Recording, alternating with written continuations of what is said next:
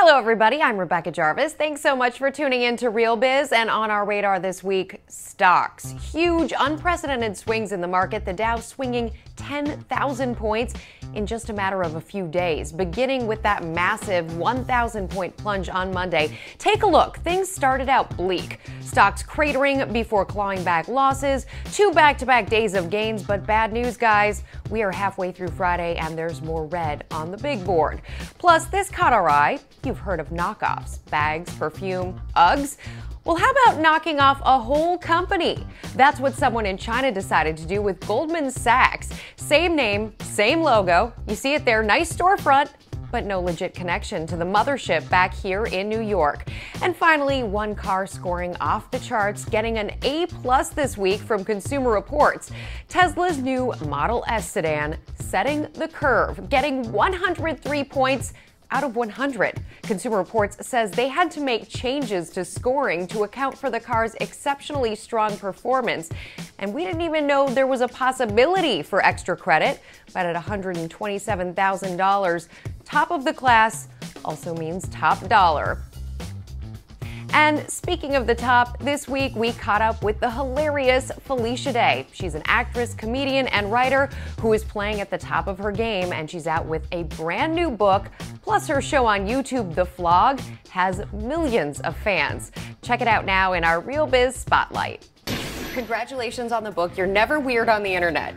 Yes, almost. I love that title because it's just so true. These days, the internet, it makes you recognize that there's people way weirder than you out there. Yeah, and also the inherent story, hopefully, of my book is that you should embrace all the things that are weird about you because those are really your superpowers in life. How is this working? Oh, well, you'll remember in your book there's a section where a fan asks you for a lock of hair in order to be able to clone you. Yeah, but that was like 5 years ago. How are you my size already? So you don't abandon those things that make you different because the things that are different will lead to your biggest successes, I think. You grew up self-described kind of hippie household. Mm-hmm. You were homeschooled? Yeah. And then you went to college at age 16. Yes, I had a very unusual upbringing that allowed me to sort of grow up in a bubble, so to speak. My mom was a hippie. She didn't want us to go to school because she didn't like the opportunities available to us in the areas we were. So we really just kind of schooled ourselves.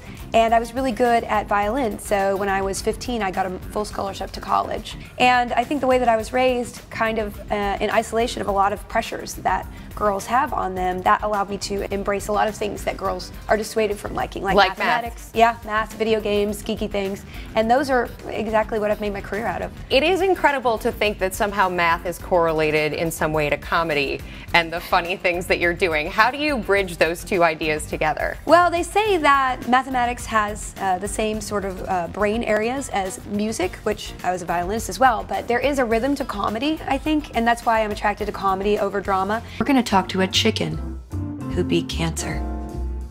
See you later, bye. So what are you doing after this? I'm taken. And you went to Hollywood without a single contact. Going there without a single connection. How did you do it? It was very difficult, and I think the best advice someone gave me was that if there's anything that makes you stand out or different from the other actors, embrace those things and go full force into developing those, like my violin. Plus, you have tons of social media followers, which we know is so important in this day and age. Yeah. How did you go about getting that in the beginning? I was always educated in a way that I knew you could connect with people online. I have been making videos for 8 years now. I had a vlogger come up to me who said, "Hey, I really like your work, I vlog every day." And I was like, "How old are you?" And she's like, 8. I'm like, I found myself completely addicted the first comment I got. I said, something I made is connecting with another person. Here is Keats' poem to Mrs. Reynolds' cat.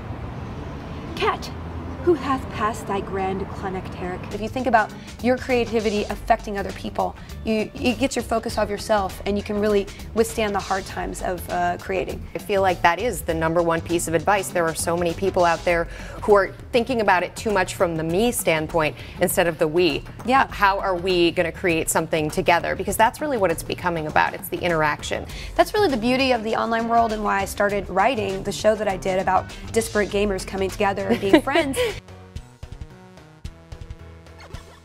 Hey guys, it's co-optitude time. It's a show where I play games with my brother. We got kicked off of our set. No, we got don't invited. have a set. We got kicked off of our set. Let's just call a spade a spade. We really sell ourselves short when we allow cliches to impose, rules on our lives. Who do you look up to the most? Oh, wow. Well, Tina Fey inspired me to write my memoir. Her memoir, Bossy Pants, is just a seminal, work as far as someone really expressing who they are and just being talented in so many ways. Mindy Kaling as well, Amy Schumer, Kristen Wiig. Those are all people who have pioneered, not just based on their outer appearance, but based on their creativity. They have gotten their voice out there in a very unique way. They opened those doors and went through.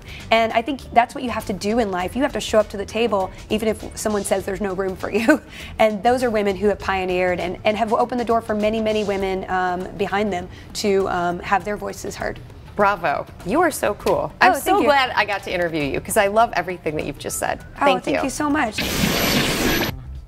You gotta show up to the table even if someone says there's no room for you. Could not agree with you more, Felicia Day. Those are words to live by. And here's a look at how you'll be living next week with the Real Biz Rundown.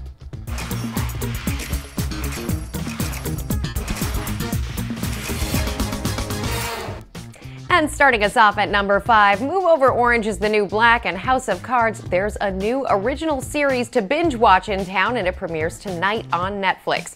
It's called Narcos, and it tells the story of drug kingpin Pablo Escobar, which sounds very addicting. And at number 4, love tuna, and really who doesn't? We got you covered. StarKist is settling a lawsuit that claims it skimped on tuna in its 5-ounce cans by giving customers who bought tuna between February of 2009 and October 2014 an option: $25 in cash or $50 worth of tuna fish. We say go for that tuna. And coming in at number 3, Merry Christmas to all, and to all a good night.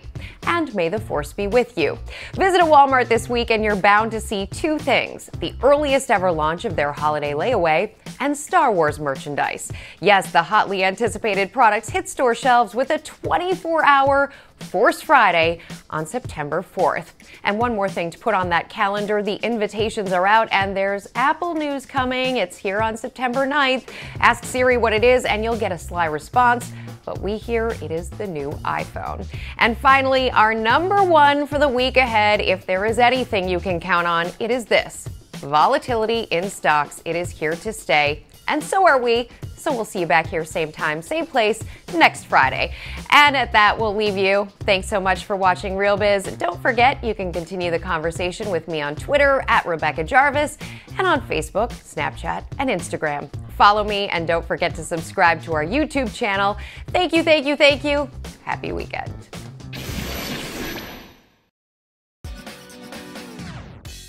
One thing that should be in every woman's closet. A trench coat that is thin enough that you can wear it as a dress. What inspires you? Women that work really hard, women that are